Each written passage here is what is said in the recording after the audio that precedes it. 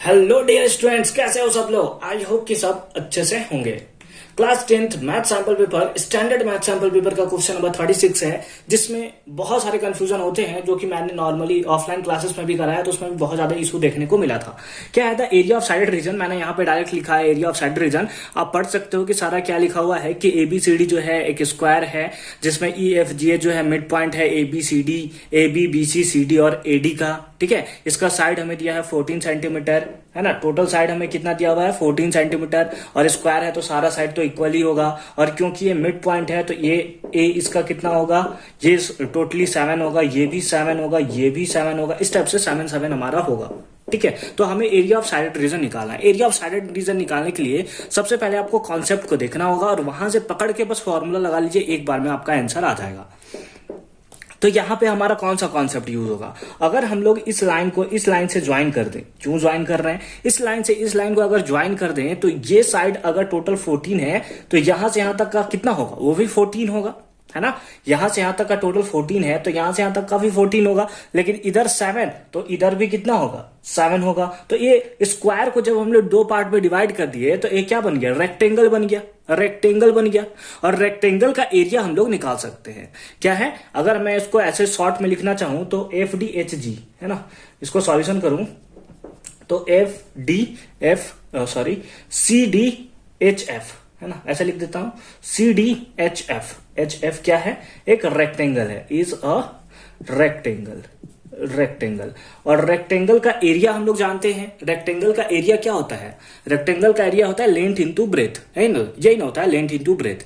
तो अगर हमें इस पार्ट का निकालना है कि एरिया कितना होगा, अभी ऊपर वाले को छोड़ दिए, नीचे देखते हैं। अगर इस पार्ट का अगर हमें एरिया निकालना है तो कैसे निकालेंगे, अगर ये टोटल हम लोग को रेक्टेंगल का एरिया यहां से यहां तक पता है तो उसमें से इस वाले एरिया को और इस वाले एरिया को अगर हम लोग माइनस कर दें तो हमें पता चल जाएगा।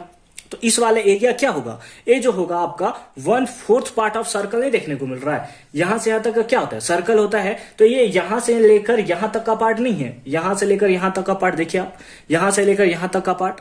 और इधर वाला भी जो है वो भी कहां है, इधर से लेकर इधर वाला पार्ट, यहां से लेकर यहां वाला पार्ट, यानी कि 1/4 पार्ट ऑफ द सर्कल है, लेकिन कितना बार, 2 बार। तो 2 इंटू एरिया ऑफ सर्कल कितना होता है, दैट इज पाई स्क्वायर। ऐसे लिख सकते हैं 1/4 पार्ट ऑफ द सर्कल, है ना। तो इतना हो गया, लेकिन इधर भी है इधर भी है तो इंटू 2 कर लिया हमने, तो यहां से यहां का एरिया निकल जाएगा। तो इस एरिया में से जब इस एरिया को माइनस करेंगे तो ये एरिया दे देगा। और यहां से यहां तक हमारा क्या है, सेमी सर्कल।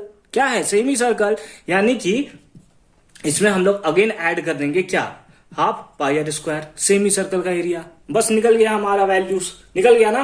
तो चलिए इसको सिस्टमैटिक फॉर्म में अब हम लोग लिखते हैं। तो अगर आपने एक बार कॉन्सेप्ट समझ लिया है तो एकदम इशू नहीं होगा आपको बनाने में, ठीक है। तो चलिए हम लोग लिखेंगे एरिया ऑफ साइडेड रीजन। बस फॉर्मूला हम लोग को लिखना है और कुछ नहीं लिखना है, एरिया ऑफ साइडेड रीजन, क्योंकि हमें तो ऐसे भी टिक मार्क करना है ना।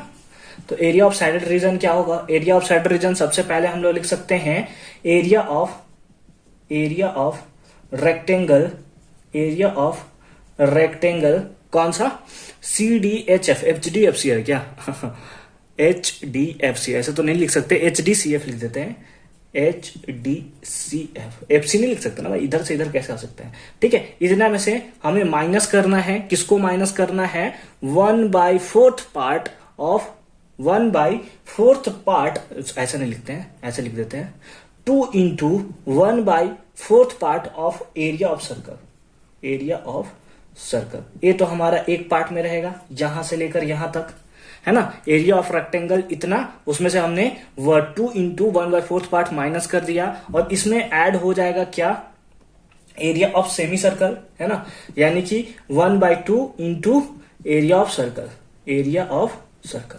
ठीक है, बस यही है, बस वैल्यूज को आप फाइंड आउट कर सकते हो। तो कितना आएगा, area of rectangle length into breadth, length कितना है total, that is 14 into breadth, breadth कितना है, दैट इज 7, इतना हो गया।